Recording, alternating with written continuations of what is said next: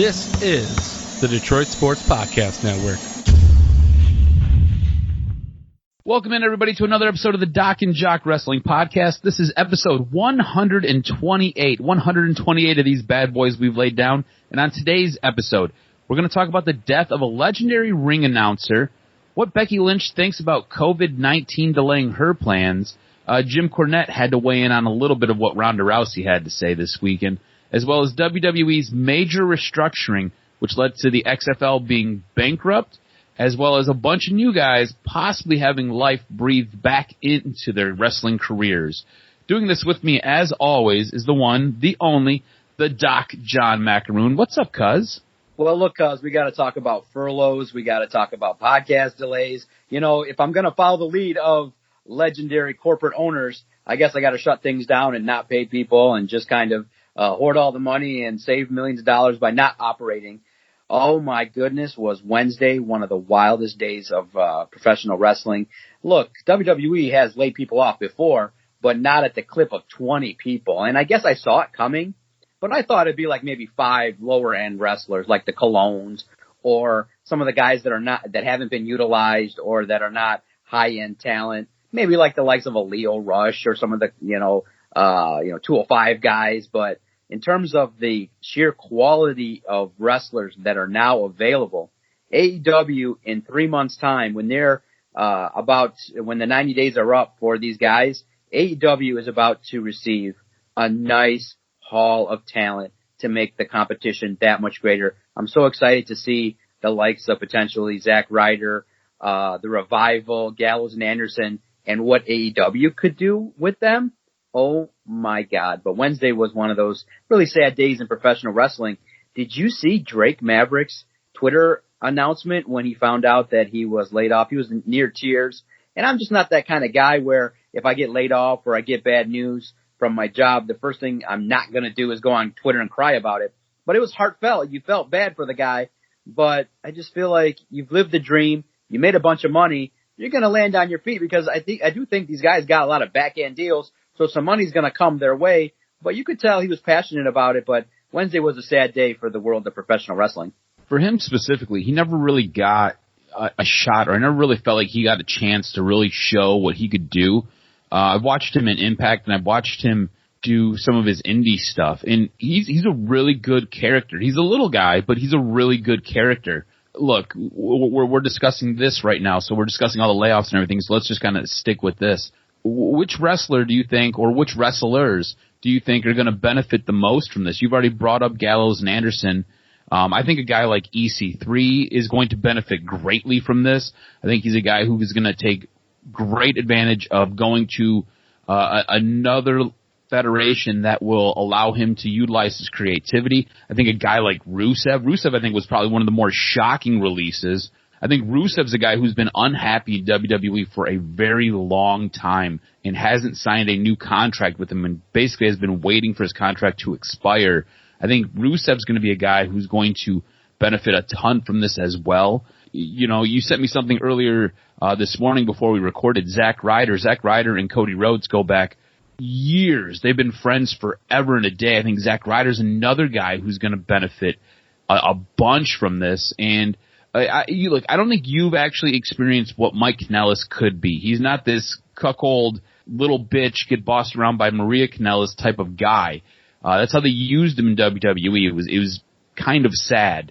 Mike Kanellis in Ring of Honor was fantastic. He was an awesome heel. I think Mike Kanellis, as long as he can keep his drinking and his drug addiction under control, I think he's going to land on his feet, and I think he's another guy who's going to benefit a ton. Same thing with Eric Young. Eric Young is a guy who I've watched grow up through Impact Wrestling / TNA Wrestling, and when he got to WWE, I was really excited to see what he was going to be able to do, and it just for some reason never really fleshed out, never really worked out for him, and I'm not sure why, but he's another guy who I think can go to AEW, could possibly go back to Impact, could maybe go to Ring of Honor and really kind of flesh his character out, almost like how Drew McIntyre did. Drew McIntyre was part of WWE, ended up going to the Indies, really got things going for himself in the Indies, went to Impact, and then from Impact did some more stuff on the Indies before WWE came calling and offered him a fat contract, and now he's your world champ.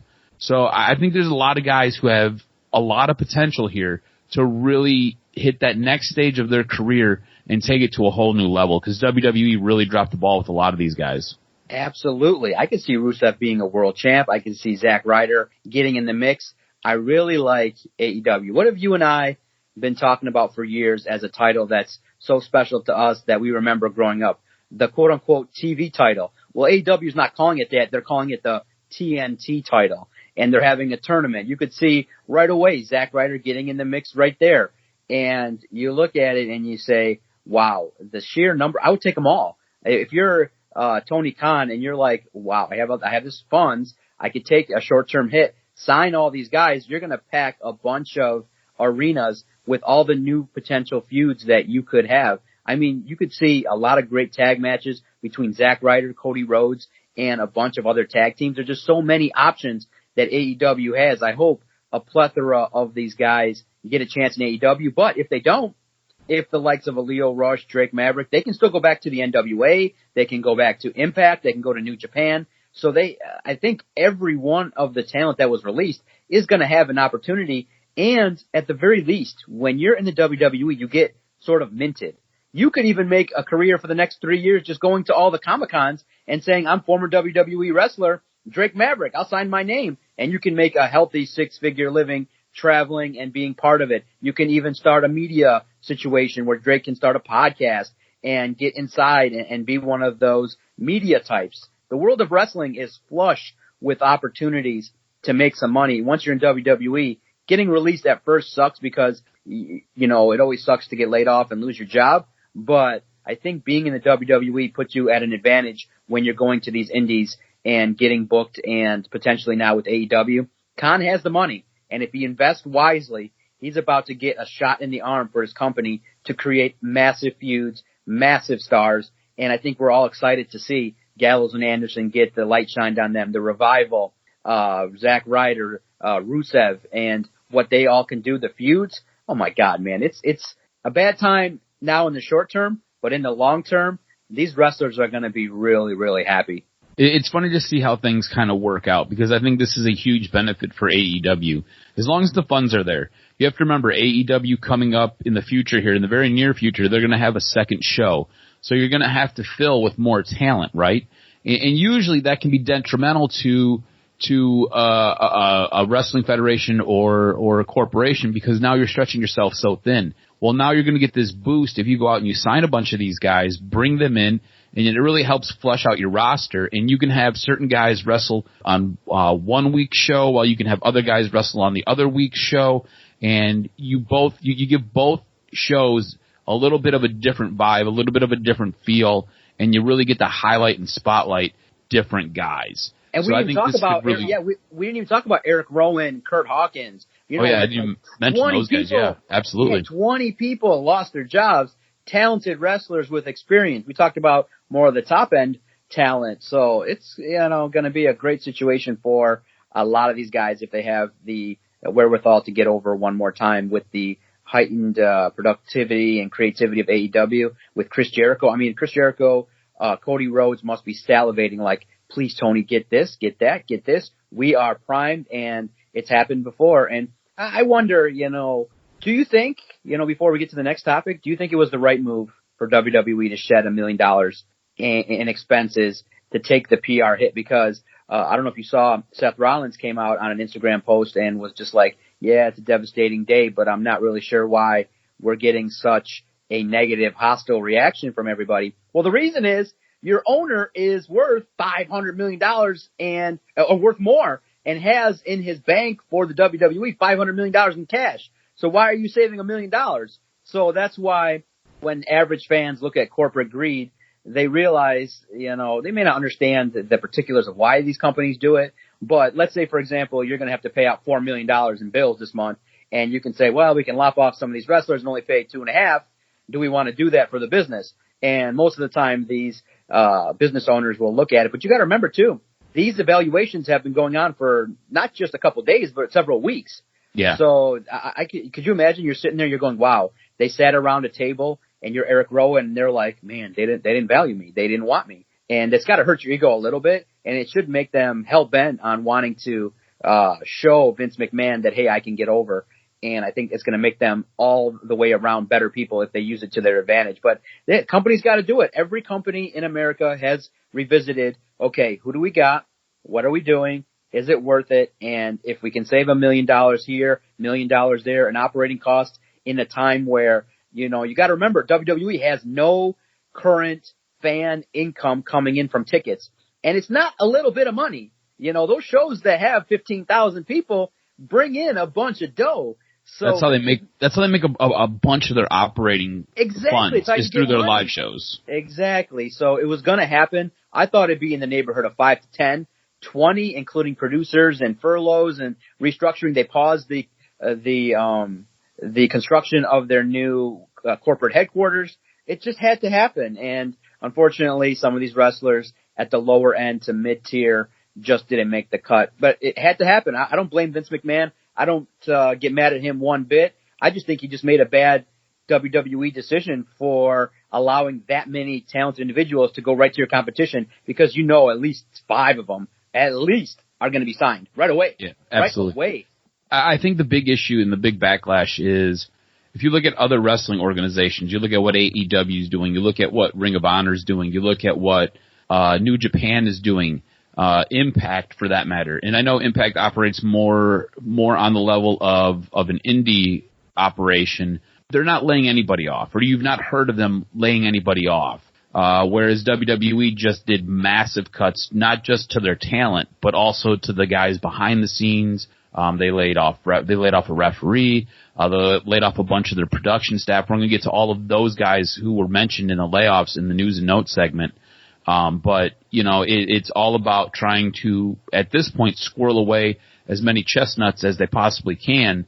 And by doing so, they had to lop off a lot of talent and a lot of talented people, whereas other wrestling organizations aren't doing that. And I think that's where that backlash comes from, because there's other ways to do things. Because when we get to Raw, what do you make of the fact that, and I feel so bad too, because Drew McIntyre, I think, is going to get a lot of the discussion and the focal point of it online and via the fans, but Raw's ratings went down and they were below 2 million. I think I read it was the 3rd worst rated Raw in modern history and since a long time. So a lot of people have turned off WWE and are not watching Monday Night Raw. Now, it still got I think a 1.9 or still did a number, but the numbers are not that great.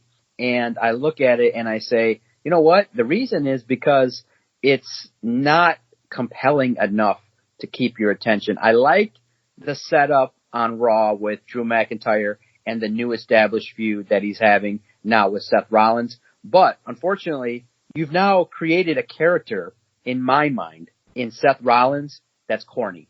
I absolutely hate the Monday Messiah persona, and now Seth Rollins looks like Jesus, and he looks like this toned-down preacher. Look, Seth Rollins is a legendary wrestler. I think the Burn It Down Seth Rollins was fine. It just needed to be tweaked. This is corny at the highest levels. Seth Rollins is not the Messiah. I don't buy into that kind of narrative. I don't think that works. Look, in the ring, he'll do fine, but that persona now that he's gone into, I don't see when you sit around a table and go, oh, let's have him look like Jesus because he looks like Jesus, and start talking like he's, born again and he's a guy that's going to be the savior of professional wrestling. I don't see the fit. I don't like it. And I realize that, okay, for me, that's a turnoff. So, but I do like kind of the emergence of some of the younger talent in terms of the Street Profits. And I know we're going to talk about Zelina Vega and her crew. So for me, I just am not thrilled with the direction of some of the high-end talent that they got on Monday Night Raw. See, I'm in a different boat than you. You love the Messiah?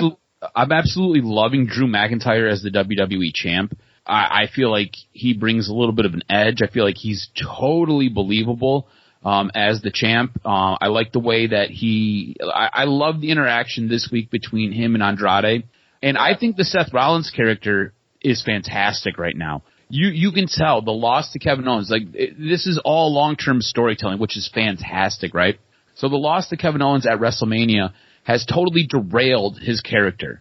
His character is now basically searching for something. He is he has kind of gone into himself, and he seems like he's on the razor's edge of just becoming either crazed madman or like a David Koresh type character.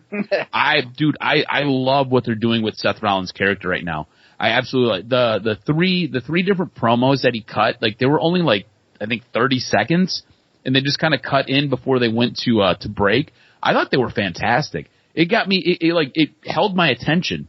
That is something I can say with WWE that a lot of times I struggle with. They tend to lose me. A lot of times what'll happen is I will sit down for Monday Night Raw or I will sit down for SmackDown and I will turn it on, and I have every intention of staying glued to the television to watch what is going to happen, to take notes, to find things for us to discuss. And a lot of times what ends up happening is I just get sidetracked. I get bored. I end up in my phone. I end up going to, I don't know, take a shit for 20 minutes, and I come back and it's like, what did I miss? You didn't miss anything. I feel like what they're doing with the Seth Rollins character is gripping. I think the feud between him and Drew McIntyre is going to be fantastic. The thing is, I can't have Seth Rollins beat Drew McIntyre. Like, I need these guys to go to SummerSlam, but I need Seth Rollins to lose to Drew McIntyre and then to start to spiral even more out of control. Absolutely. You know what I'm saying? Absolutely. It's going to be a great feud. I just don't like the delivery. I just think that Seth Rollins is more suited to being aggressive. I'm in, like, the guy that was just before with the AOP. I like that. That was just fine. But I get it. It's a shift based on losses. It's character development. It's reinventing, into something maybe that Seth pitched that he maybe liked, or maybe some of the creative team felt was in his best interest. But yeah, absolutely. Drew McIntyre is the worthy champion, and he's going to have a long run because absolutely. All this is bonus time because he deserves a run with fans. I mean, come absolutely. on. He's not going to have, we're not probably going to have fans until SummerSlam. Maybe even there's a risk there's no fans for SummerSlam. Do you think that when all this is said and done, right, and we get through all of this, do you think Seth Rollins ends up reuniting with AOP and Buddy Murphy? Or does he just kind of become this solo character, kind of roaming, searching for answers? Because I could see them reuniting all these guys once everything is said and done. It's just right now you got everything going on with the coronavirus and this pandemic. I think it's for the best for the wrestlers to not necessarily be all lumped together as one. We'll talk about what Florida has deemed WWE. In the news and notes segment, but I don't know how you get all these guys with the crew that you need and the camera crew and everybody in a room when you're supposed to limit everything to roughly 10 people. So I think this is a way to keep the character going. You can separate AOP, you can separate Buddy Murphy from him right now and just kind of let him do his own thing while they do their own thing, and I think it'll work out. I think it'll be okay. I think it's essential that Seth Rollins stay by himself and he can carry it and he can do his thing. He doesn't need to have a stable of people. He's talented enough, and I think we're going to start to see some epic promos from him, and people will start to see his creativity. It's just, for me, a preference, and I can't wait to see the matches. I can't wait to see, actually, to be honest, the build-up to Money in the Bank wasn't all that bad. You're going to start to see potentially some new guys get in the mix there for the Money in the Bank situation. So it's fine. It's just, like you said, right, in the middle of the show, it gets a little bit stale and stagnant. And sometimes there's some of these, talent that a lot of us are not invested in. But overall, I thought Raw was okay, just not enough to, keep everybody's attention glued for 3 hours. And I don't understand why they just don't, just say, we're going to cut back to 2 hours of programming and 1 hour recap. I mean, AEW has a recap show. You can do from 8 to 10 is wrestling. From 10 to 11 can be like a background show, kind of a highlight show. It can be a podcast. You can mix it up each and every week. It can be airing. I would even, if you're WWE, I would even air, if you watch the network, air the bump. They have great behind the scenes Skype interviews. It's fun. You can air clips in from backstage. You don't need 3 hours of wrestling programming amid COVID-19 in my mind, but they haven't. They're sticking to 3 hours. A little background on that and what has kind of come out with everything going on in Florida with WWE and resuming live tapings. The reason is because in their contracts with NBC, so USA is owned by NBC, and with their contracts with Fox, they have to provide a certain amount of live broadcasts. So when you start airing taped content, it cuts into that, and what will happen is they could be found liable in breaking their contract by airing by showing the taped content. Which I don't know, like in court, I don't even know how that would stand up because of everything we've got going on, but I get it, right? Like, you can have a live show. It can be live. It can just be not be wrestling content. It does have to be in terms of what you're saying. It has to be live wrestling content. That's according to what I understand with the contracts. Yes. Yeah. Zelina Vega this week. I think she elevated herself. And look, we've kind of touched on this in prior episodes. She's doing a fantastic job of being that heel manager. It's very rare that you see a female valet transition into an awesome heel manager, and that's what she's done. She is basically her own circle of troops with Andrade, Angel Garza, and Austin Theory now, and I think she's looking to add, which I think is fantastic. She reminds me of, and you brought this up last week, you said Scary Sherry, right? I think she is doing a fantastic job like she did, except she has the sexuality and the look of Miss Elizabeth. So it's kind of a double-edged sword here. I think she's doing a fantastic job. I love the direction of her character specifically. Absolutely, that poor jobber that got his ass whooped on Raw. And not only did he get that match though that he had, that jobber, was kind of weird. You know, I just was like, it was a little bit not as smooth as I would have liked, but seeing the rest of the crew come out and whoop his ass afterwards made it worthwhile. But right. You know, it was like a weird match the way it was set up, and you kind of felt like, well, actually he wasn't a jobber. I think they said he was from NXT, but he was presented like a jobber, and he got his ass whooped. So I thought that was funny.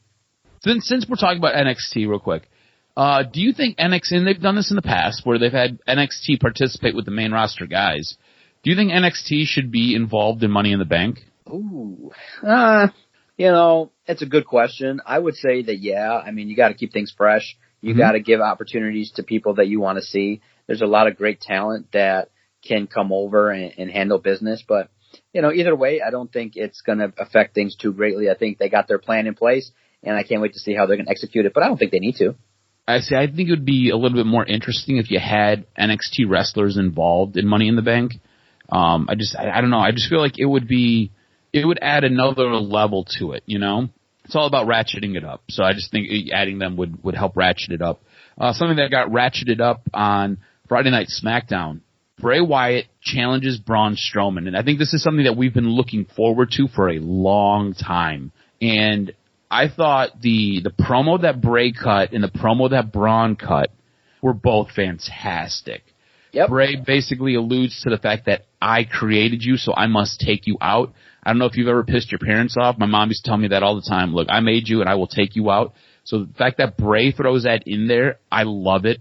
Braun goes into this whole thing where he's like, I'll let you in, and he's like, okay, bye, just like how Bray Wyatt does it. I thought the two of these guys set up something that is interesting and something that we've been dying for, and I think it's going to be really, really good.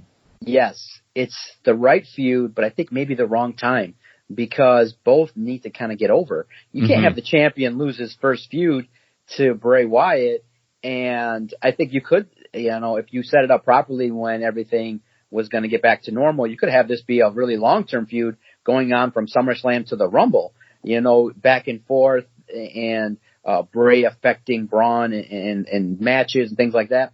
Braun needs an established run, and at the same time, Bray Wyatt also needs to kind of not lose a feud, because how do you know, come away and be believable when you lose your last two big feuds? I mean, it's not something that I think at this point in time they needed to put themselves in. I think they put themselves in a dilemma, because many people are still questioning the value and the worth of having Braun Strowman be the champion. And then if he just drops the title right away, I think you devalue that monster a little bit more, but you can't risk devaluing Bray Wyatt. That Fiend character, is a character that many people believe is really highly marketable, highly valuable, but they're not happy that, the Fiend lost the title to Bill Goldberg at a nothing show.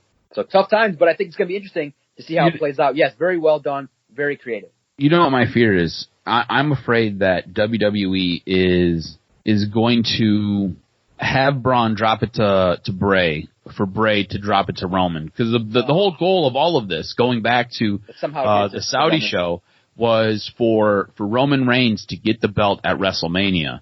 And I think what they're doing here is they've got a transitional champion with Goldberg transitioning over to Braun Strowman, who's going to transition it back to Bray Wyatt, who will then, what the original plan was for Bray to give it to Roman. Roman was going to be the one to take out Bray. And that's where I think we're headed with this. SmackDown was okay. SmackDown was a good show, but nothing really special. Yeah. So AEW's Tony Khan on Twitter promised a bloody, intense massacre on Wednesday's Dynamite for the main event between Jack Hager and Jon Moxley. And I think we disagree on what we got. What did you think of this match? I enjoyed it. I thought it was compelling. I thought that seeing Hager and his violence and his aggression combined with Moxley, I don't know, for me, I just think that seeing Moxley in that kind of match, I thought was quite interesting. I thought it was, very well done. I know that, it was maybe over. I can get it at times. It got a little bit boring and maybe plotted along a little bit too much. But I thought that it was well put together. I thought that maybe because, going into it, Khan overhyped it. And if he hadn't, I think it would have hit a little bit better, because when you put it out there, like, hey, I got this massive match coming up, it's going to be blood and guts, you're thinking maybe tax, you're thinking like barbed wire, you're thinking something wild or crazy or something out of the ordinary, and you just got kind of a highly aggressive match. And I can get it. Hager maybe is not exactly the right guy to be feuding with Moxley, but I thought the match in and of itself was quality, good enough. But when you juxtapose that with what was expected and hyped up, I could see where maybe some people feel like it failed to deliver. What'd you think? You had an empty arena match, and you hardly used any of the arena. You basically stayed inside the ring, or you stayed around the ring. I don't understand what Tony Khan was hyping up here. I feel like it was a miss. I felt like it was a blunder on his part, because for you to come out and to hype something up and then not deliver on it, that's a bit of an issue. And to me, this match was boring. I was absolutely bored by this. In the middle of it, I said, screw it. I'm going to go check out what's going on NXT. And normally for AEW, I'm locked in on AEW. I don't watch a whole ton of NXT. I was absolutely bored out of my mind with this match. And towards the end, I was flipping back and forth between NXT and AEW. And when this was said and done, it ended up finishing up with like 2 minutes and 30 seconds before the 10 o'clock hour. And I was like, wow, that finished early. So I was like, all right, cool. Maybe we're going to get something else. Maybe there's going to be a run-in. Maybe there's going to be something. I got a whole lot of Jon Moxley ad-libbing about how he got punched in the balls. And I loved it. I thought that was great. But as far as a wrestling match goes, this was a total letdown. And if Tony Khan's going to come out and do these things, here's the thing. AEW is so new right now. I know that they've been around for almost a year, or maybe a little bit longer than a year, but AEW is still the new kid on the block. If you're going to promise stuff like this, you must deliver. It can't be a match where I'm coming on this podcast and I'm like, hey, what did you think? You're like, I really enjoyed it. I thought it was good. What'd you think? I thought it was the shits. You can't have that. We both had to be like, oh my God, it was great. It was fantastic. You know what I'm saying? Yes. If you're gonna boost something, you're gonna pump it up. It has to sell. And for me, this match did not sell. It made Tony Khan look out of his mind. To me, it felt like, hey, we've been losing in the last half hour in the ratings. This is a way that we're gonna try to get people to hang around for at least the first 5 or 15 minutes and maybe get them on the edge of their seats. Because I kept going back and forth. I thought NXT did a much better job at the end of their programming than AEW did, but I kept going back and forth, waiting for the blood and guts and waiting for them to actually utilize the empty arena, and I got none of that. I thought this was a total miss. NXT show was better than AEW's. I felt that you wasted an opportunity with the Colt Cabana match. I just felt like you realize you got this monster and it takes him that long to defeat, Colt Cabana. I felt like absolutely not. And I just felt like, okay, the show was good. It established the TNT tournament. You got some decent entertainment. But then when you juxtapose that with what you got in terms of Finn Balor opening up NXT and the match that he put on, and then the debut of Killer Cross attacking Ciampa, and the way in which it was presented with TikTok, it was great. It was amazing in that, and I'm not really too familiar with Killer Cross too much, but it looked like he's got a valet. Maybe that's a woman, I think, that kind of was there in the way in which I saw it. There was a foot that kind of was standing over Ciampa, and then you see Killer Cross kind of approach him. And I thought Ciampa's promo putting over Gargano was epic, and then you see it, and it's like, oh, who it is? It's Killer Cross, and he debuted. So for me, NXT won the week for sure. They had the best show out of all the shows this week. Yeah, I think you're absolutely right. Killer Cross debuting in the way he debuted, fantastic. Look, if as far as Raw and SmackDown goes, I feel like they kind of struggle with their own presentation, and maybe it's because Vince is a little bit too heavy-handed in it. And I know you've got, between the two shows, you got 5 hours of live content that you're supposed to fill. AEW, I think, dropped the ball a little bit this week. I think Chris Jericho on commentary is outstanding. I think they had some really good matches. I think if you're going to sell me a main event and you're going to tell me it's going to be one thing and then you deliver something else, I think that's a total fail on your part. And that's what we got with AEW, whereas NXT kind of just kept their nose to the grindstone and gave a really quality show. I thought NXT was very, very well done this week. Absolutely. Are we at the point in the show where it's news and notes? Yes, sir. Hit me with this week's professional wrestling news and notes. I'm excited. Lots to get to, I'm sure, for you. Apparently, WWE is considered essential in the state of Florida, and they will begin taping live shows from the Performance Center. Actually, they started earlier this week doing that, so that's going to be ongoing. Look, Vince McMahon is friends with Donald Trump. Vince McMahon has been included in his sports coronavirus team, where they're looking at trying to help sporting organizations get revenue back, which I don't. It's not like it's one of the 4 major ones, but okay, cool. Vince is part of that now. Vince has a little bit of say with Florida and their governor, so it doesn't surprise me that this is the case, but it's surprising with everything going on. On Monday, Vince's football league, the XFL, filed for bankruptcy in the state of Delaware. It was later reported that the league is looking for a buyer. The XFL officials originally announced that they were being suspending the season due to the coronavirus pandemic, and had plans for 2021 season, but those plans were officially nixed this week. The XFL is done for the second time. Now, the XFL bankruptcy hurts Vince's reputation because the league filed so Vince could essentially get out of debt. According to Dave Meltzer on Wrestling Observer Radio, Meltzer noted that he picked up on this after talking to people in New York on Monday. People involved know Vince is worth millions of dollars and had earmarked $300 million for the league. They also know that he hasn't spent $300 million on the league yet. It was noted that there's a feeling of Vince essentially screwing people he worked with on the league, including coaches and the stadiums. TMZ reported on Monday that the timing of the filing was done to maximize the return to investors.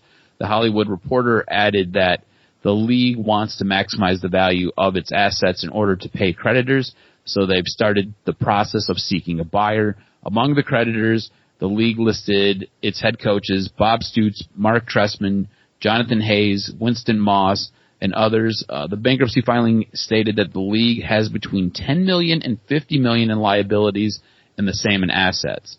They owe more than $14 million to its 25 largest unsecured creditors, including 7 of their 8 head coaches mentioned above. Vince controls all Class A shares in the XFL, while now this is where it gets a little bit fishy and a little bit weird. While the WWE has a 23.5% share of the Class B shares, according to the filing. Now, when Vince was putting all of this together And we're like, so is WWE going to be in control of the XFL? And it was like, no. Vince started his own company called, I think it was like Alpha Sports.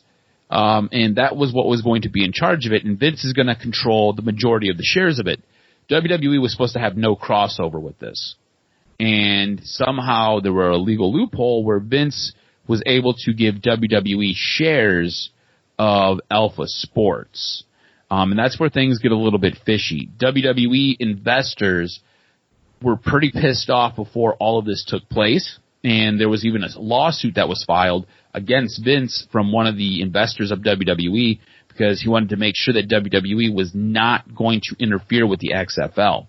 Also, Vince re-signed a contract, and in his contract, he basically wrote that he could deal with WWE and the XFL at the same time, and it's not considered a conflict of interest. So some really fishy dealings here with Vince and the XFL. All that being said, the XFL is now done yet again, not even making it again through a full season. On Wednesday afternoon, we talked about this earlier. We call it Black Wednesday. WWE made large cuts to their payroll when they released Carl Anderson, Luke Gallows, EC3, Rusev, Leo Rush, Drake Maverick, Heath Slater, Eric Young, Kurt Hawkins, Aiden English, Sarah Logan, Eric Rowan, Mike Kanellis, Maria Kanellis, Primo, Epico, Zack Ryder, No Way Jose, as well as referee Mike Chioda, as well as Hall of Famer Kurt Angle has been let go. NXT talents that were cut were Deanna Purrazzo, who I think has a very bright future, and Alexander Jasek. PW Insider is reporting the following producers have been let go, but added that they have either been fully released or just furloughed.